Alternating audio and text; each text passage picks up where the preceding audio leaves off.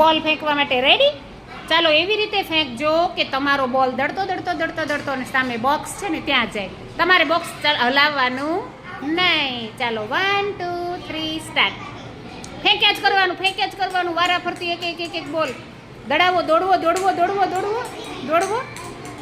અરે વાહ, થોડુંક રહી ગયો ભૂમિબેન.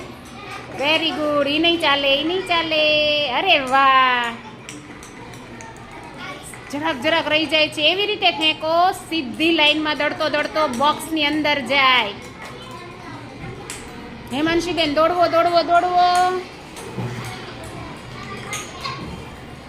અરે વાહ, કોઈનો ગયો? એક પણ ગયો?